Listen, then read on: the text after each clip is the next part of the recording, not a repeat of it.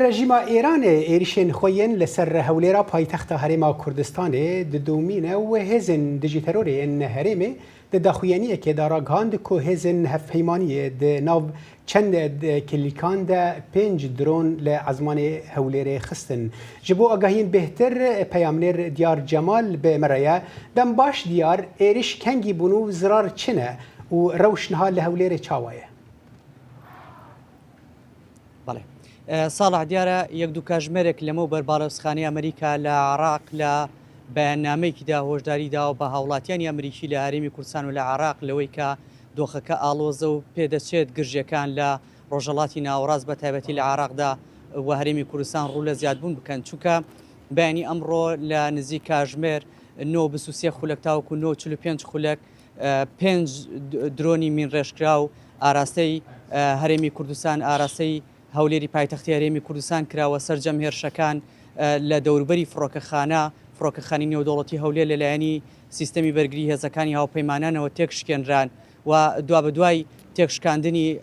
درۆنەکان وای کرد کە ئاگر لە دەوروبەری فڕۆکەخانە بکەوێتەوە پوش و پەڵایەکی زۆر لەو سنوورانە بسووتێت و دوا بەدوایەوە تیمەکانی بەرگری شارستانی توانیان ئاگرەکە کۆنتترۆل بکەن هیچ زیانێکی گیانی نەبوو تەنها زیانی مادی نەبێت و دۆخی هاوڵاتیان بە شێوەیەکی گشتی ناو هەولێر دۆخێکی ئارامی هەیە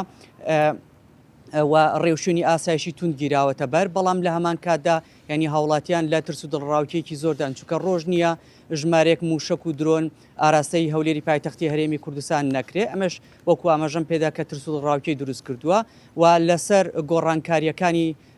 بڵین ڕژێمی ئێران و هەروەها گروپە چەکدارە هاوپەیمانەکانیان کە موشک و درۆن ئاراستەی هەرێمی کوردستان دەکەن راپۆرتێکمان ئامادەیە با پێکەوە بینێری بین.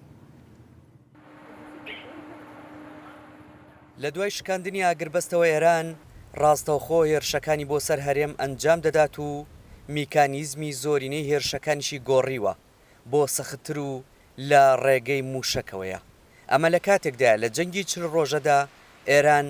بەشێکی هێرشەکانی لە ڕێگەی گروپەکانی ناو عێراق و بۆ سەر هەرێم ئەنجام دەدا ئەمەش بە گۆڕانکاریکی نوێ لە استراتیژی جەنگی ئێران و کۆنتترۆلکردنی دۆخی ئەمنی عراق لەلایەن سەرۆکۆزیرانی نوێوە لێک دەدرێتەوە. کەمبوونەوەی چالاکیەکانی گروپە بەرەڵسەکارەکانی عێراق ئەگەڕێتەوە بۆ دوو گەیرشانەوەی کە ئێران هەڵی گرتبنە تا ماوەیەکی کە بۆ شەڕش یەکلاییکەرەوە کە خۆی زۆر جار باسیەکە ئەگەری دووەمیانەوەیە کە یەکەم بەهۆی ئەو فشارانەی ئەمریکاوەی کاوە هاوکات ئەو قەرارەتانەی کە زەیدی یاوێتی وەجگە لەوەش گروپێکی چەند گروپێکیان تەسلیم بوونەوەوانێ و چەکانیان ڕادەستکرد. بە پێی ئاماری CPT ئەمریکی لە جەنگی 40 ڕۆژەدا لە 60.3 هێرشەکان لەلایەن گروپە چەکدارەکانی عێراقەوە ئەنجام دەدران و لە 19.7 هێرشەکانیش لەلایەن ڕژێمەوە بوون کە لە 78.4 هێرشەکان بە درۆنی خۆکوژی بوون بەڵام لە دوای ئاگربەستەوە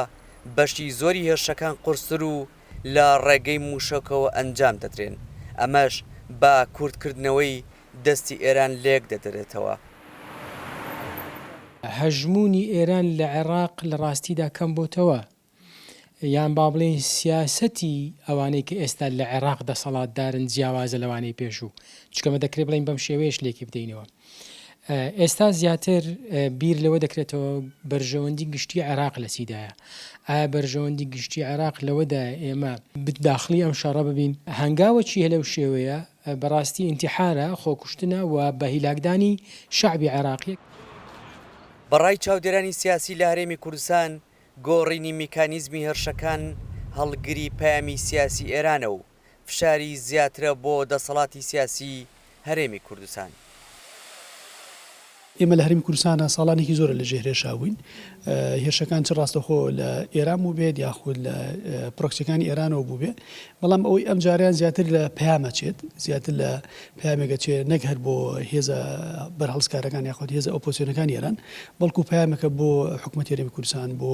ئەتوانین بڵین بۆ زۆنی سەوز ئەگەر بەم زمانە باسی بکەین بەوەی کە هەر جۆڵەیەک یاخود هەر گۆڕانێک لە استراتیژی سەربازی ئەم هێزانەیە بکرێ ئێران ئامادەیە خۆی بێتە پێشەوە. بە پێی ئامارەکانی CPT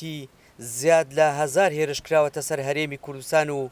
بە هۆی هێرشەکانیشەوە 150 کەس بوونەتە قوربانی کە 31 کەسیان گیانە لەدەستداوە و 119 کەسیشان بریندار بوونە. بەڵێ دیارە ئێران و گروپە هاوپەیمانەکانیان لە عێراق بە ئامانجگرتنی بڵین خاکی هەرێمی کوردستان سەرەتا بۆ کۆنسڵخانەی ئەمریکا دواتر حزبە دژبەرەکانیان کە لە هەرێمی کوردستان لە ناوچە جیاوازەکاندان بۆیە بەردەوامی خاکی هەرێمی کوردستان ڕوبڕی موشک و درۆنی ئێرانی و گروپە هاوپەیمانەکانیان دەبنەوە. دیار وەک بیستمان چەند هێرشێک لە نزیک فڕۆکەخانەی با بڵێن هەولێر ئەنجام دراوە و تەنانەت وترا کە چالاکیەکانی فڕۆکەخانەی هەولێر ڕاگیرابوون تا چەند ئەو هێرشانە کاریگەریان خستووەتە سەر چالاکیەکانی کەرتی فڕۆکەوانی لە هەرێمی کوردستان. بەڵێ بەفراو دیارە لە کاتی هەڵگیرسانی جەنگەکە تاوکو ئێساکە ژمارێکی ینی زیانێکی زۆر بەر ئابووری هەرێمی کوردستان کەوتووە لە نێوانیاندا کەرتی فڕۆکەوانی چەند ڕۆژێک لەمە بەر من لەگەڵ بڵین خاوەنی کۆمپانیەکانە قسەم کرد ئەوان باسییان لەوە کرد کە بە زیانی ملیۆنان دلار بەرکەرتی فڕۆکەوانی کەوتووە چووکە ژماری گەشتیاران ئێساکە بە تەواوەتی ڕووی لە کەمبوون کردووە کەمترین کەس ئێساکە گەشتەکە بۆ دەرەوە یاخود بە پێچوانەوە دێتە ناوخاکی هەرێمی کوردستانەوە بۆیە کۆمپانیەکان زیانێکی زۆریان بەرکەوتووە لە هەمان کاتدا ژمارێک لە کۆمپانیا فڕۆکەوانەکان تەنانەت گەشتیان بۆ هەرێمی کوردستان یاخود بە پێچوانەوە ڕاگرتووە چونکە مەترسی